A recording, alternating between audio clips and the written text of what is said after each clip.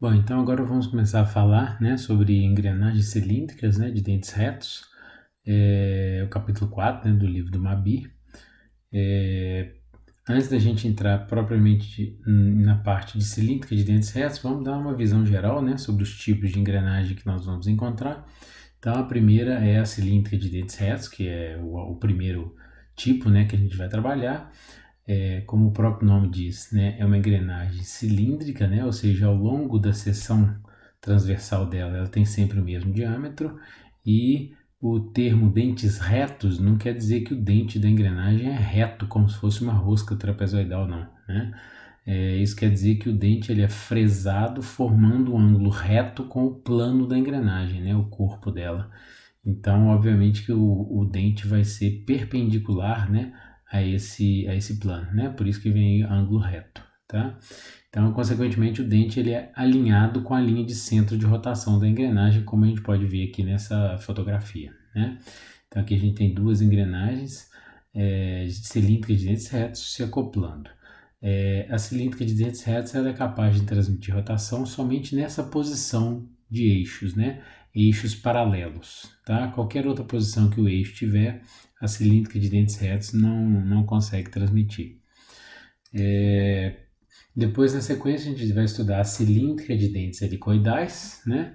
Então, a cilíndrica de dentes helicoidais, a principal diferença dela para a cilíndrica de dentes retos é que o dente ele não é fresado mais alinhado com a linha de centro de rotação, né? Fazendo um ângulo reto com o corpo da engrenagem. Agora, o dente ele é inclinado, né? Esse ângulo que o dente é inclinado é chamado de ângulo de hélice, né? Por quê? Porque se eu imaginar eu começar a fresar esse dente num cilindro bem longo, né? Esse dente ele vai começar a formar uma figura que parece uma hélice, né? Daí vem o nome engrenagem, né, com dentes helicoidais, tá? A engrenagem com dentes helicoidais, ela é capaz de transmitir rotação em duas situações. Ou eixos paralelos, né, como essa foto da esquerda está mostrando, ou também eu consigo transmitir nessa situação do dente da foto da direita, onde eu tenho eixos concorrentes, né? Ou seja, eixos não paralelos, porém que não se cruzam, não se interceptam, né? Eu giro o eixo de uma engrenagem em relação ao outro, porém eles estão em planos diferentes, né? Então não ocorre, os eixos não estão se interceptando, né? Depois a gente vai comentar mais detalhes sobre as diferenças, né, e as características, né, de cada tipo de engrenagem quando a gente estiver estudando cada uma delas, né. Depois a gente tem a engrenagem cônica, né, a engrenagem cônica, o próprio nome diz, né, agora ao invés de fresar o dente num cilindro, eu estou fresando num cone, né, só que eu não vou fresar no cone inteiro, eu vou cortar a ponta do cone e na verdade eu estou fresando o dente em um tronco de cone, né.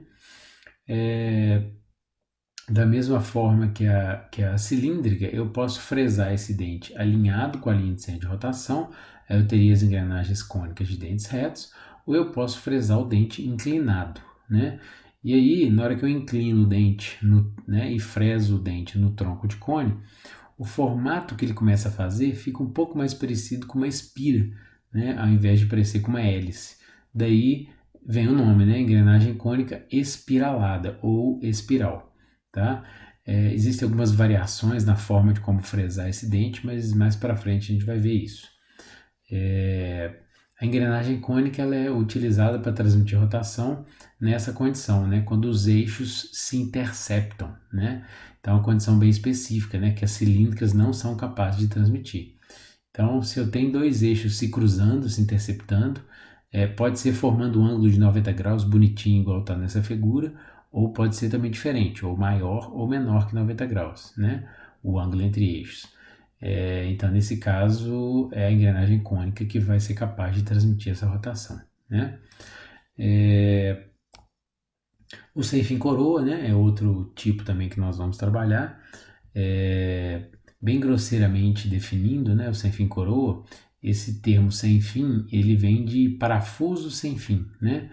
E a coroa é a engrenagem que está acoplando com o parafuso. Então é mais ou menos como se eu pegasse uma engrenagem, reduzisse bastante o diâmetro dela e aumentasse a largura. Então ela se transforma num parafuso, né? Bem grosseiramente definido, né? Então, preferencialmente, a engrenagem que vai acoplar com o parafuso sem fim seria uma engrenagem cilíndrica helicoidal, tá? Mas não é obrigatoriamente que seja ela, mas geralmente a mais utilizada. O sem fim coroa ele é utilizado quando eu tenho eixos, né, com essa posição, né, eixos concorrentes que não se cruzam, né, e preferencialmente formando um ângulo aí de 90 graus, né. É possível também trabalhar com ângulos diferentes, mas mais para frente a gente vai ver que talvez não, pelo rendimento mecânico começa a não valer muito a pena. E uma característica dele é que eu consigo ter uma razão de velocidades bem maior, né, do que os outros tipos, né? Então, nesse caso, a norma permite que a razão de velocidades no par seja muito maior do que nos outros tipos de engrenagem, podendo chegar até da ordem de 100 vezes, tá? Eu posso ter uma redução aí de até 100 vezes na velocidade. Então, basicamente, são esses 4 tipos que a gente vai aprofundar, né? E o livro acaba falando também, né, nessa situação aqui, que é o pinhão cremalheira, né?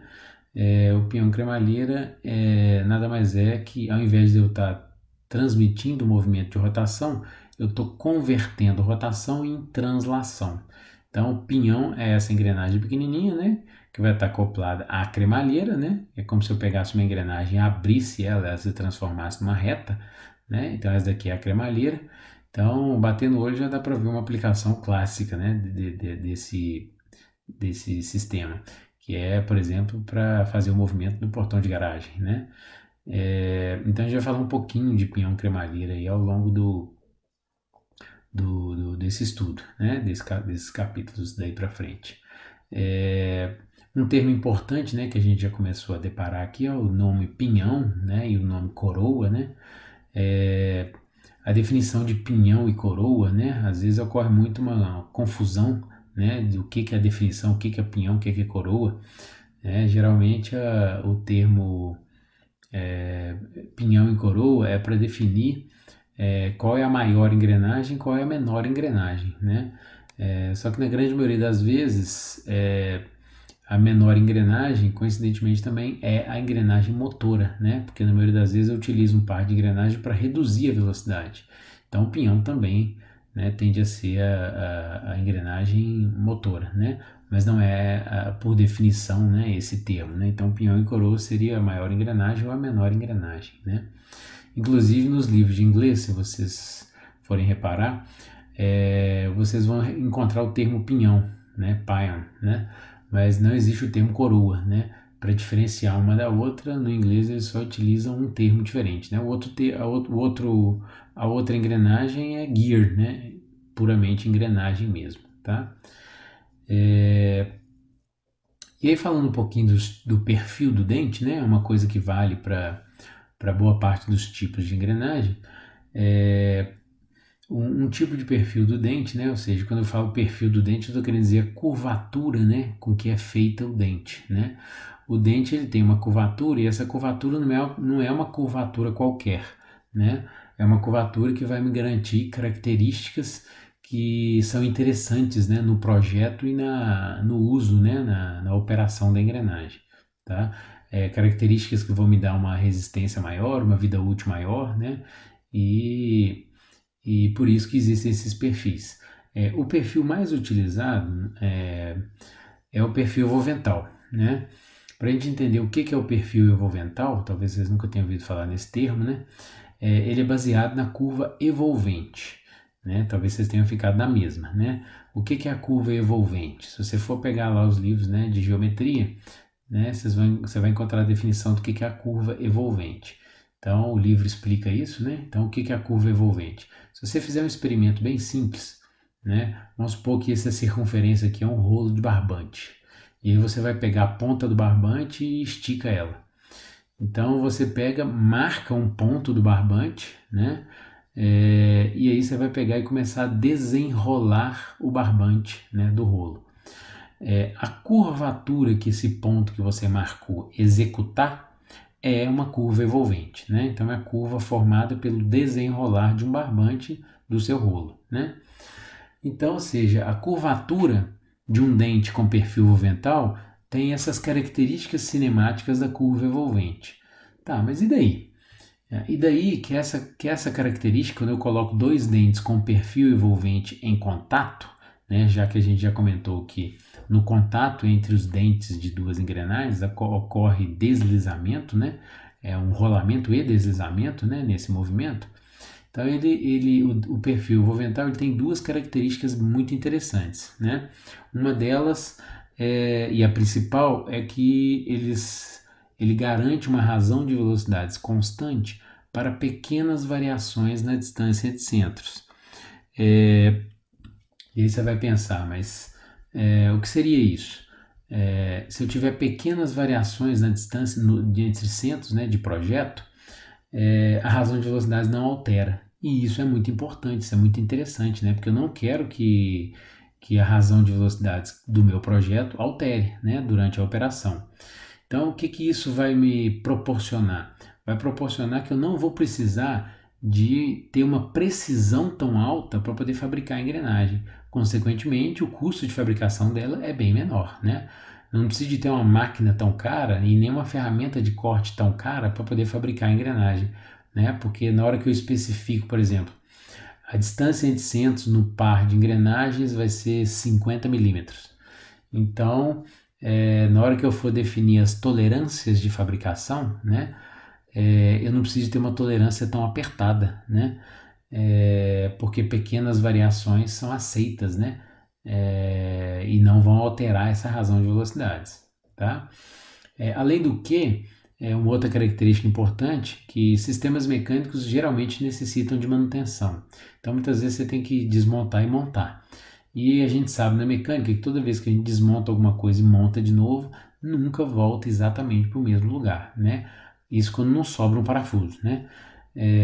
Mas alguma folga acaba aparecendo, né, devido a essa desmontagem e montagem novamente. Então, pequenas folguinhas que aparecerem não irão alterar a razão de velocidades. Então, isso talvez é o motivo que faz com que o perfil volvental seja um dos mais utilizados, né, na mecânica convencional, tá? Aqui teria uma figura que mostra, né, o que seria esse perfil envolvente e como que seria o dente, né, do perfil envolvente, tá?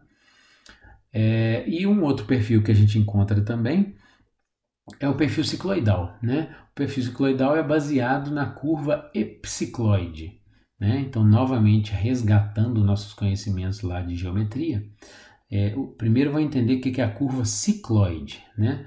Então, a curva cicloide, eu consigo obter essa curva, que seria essa curva vermelha, fazendo o seguinte experimento. Pego uma circunferência, marco um ponto da circunferência e faço essa circunferência girar numa superfície plana e a trajetória que esse ponto fizer, na hora que essa circunferência der uma volta completa, essa curva é chamada de curva cicloide, tá? Só que o perfil cicloidal ele não é baseado nessa curva cicloide, ele é baseado na curva epicicloide. Então, qual que é o que é a curva epicicloide? Eu vou fazer o mesmo experimento, né? Pegar uma circunferência, marcar um ponto dela, só que agora, ao invés de eu fazer essa circunferência girar numa superfície horizontal, eu vou fazer ela girar em cima de uma outra circunferência maior, né? Então, a curvatura resultante, que seria essa curva vermelha, seria uma curva epicicloide, né? Então, não quer dizer que o dente seria isso daqui não, né? Essa curva não. Quer dizer que na hora que eu fresar o dente, a curvatura vai ter as características cinemáticas dessa curva epicicloide, né?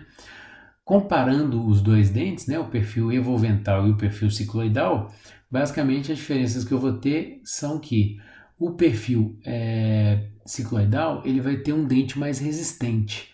Na verdade, se eu for colocar um dente em cima do outro, né, é como se o dente cicloidal tivesse a base dele mais grossa, né? Então é como se fosse um dente mais parrudo, né, mais robusto. Então ele tem uma resistência maior. E também não apresenta interferência, tá? Que é uma coisa que nós vamos estudar mais para frente, que é uma vantagem muito grande do perfil cicloidal. Então, em matéria de vida útil, a vida útil do perfil cicloidal é muito maior do que a do perfil evolvental. Só que duas características dele aqui que fazem ele não ser muito escolhido para a mecânica convencional é que ele é extremamente sensível a pequenas variações na distância entre centros. Então, um dente com perfil cicloidal, se eu tiver pequenas variações na distância entre centros, eu vou alterar minha razão de velocidades e mudo o funcionamento da minha máquina, né, do meu mecanismo. Então, isso não é interessante. Então, para eu ter uma boa precisão, eu vou ter que ter um sistema de fabricação, né, uma máquina e uma ferramenta de corte extremamente precisa, né? Consequentemente, o custo de fabricação é muito maior, né? Não é só poucas vezes maior, né? Costuma ser muito mais caro do que o perfil volvental, né? Então, a aplicação do perfil cicloidal basicamente é quando eu tenho aplicações em engenharia de precisão, né? Então, eu tenho um sistema mecânico ultra preciso, né? Então, seria interessante, né, usar o perfil cicloidal, né? Uma aplicação clássica, né, de perfil cicloidal são alguns sistemas de relógio, né, principalmente relógio suíço, tá? Você pegar um relógio suíço, todo o sistema mecânico dele é muito preciso, né? Por isso que ele tem aquele marketing, né, de que relógio suíço não atrasa nunca. É porque a mecânica dele realmente é muito precisa, né? Então ela utiliza, por exemplo, engrenagens com perfil cicloidal, né? Então é um relógio que vai durar a vida inteira, né? Ele vai ter uma vida útil muito grande, né? Vai passar de geração para geração, né? Porém, é um relógio que não aceita manutenção, né? Você não pode ficar, eu vou abrir um relógio suíço para ver como é que ele funciona, desmonta e monta de novo. Você vai perder totalmente a precisão dele, né? Então, se alguém já pegou o relógio suíço aí do avô e já desmontou, você acabou com a precisão dele, né? Então, são ali aplicações, né, para cada tipo de perfil. Então, esses dois perfis são os mais utilizados aí, né, na literatura, tá? E aí, agora nós vamos passar para a próxima etapa, que é falar sobre a nomenclatura das engrenagens, né? Mas aí é o próximo conteúdo nosso.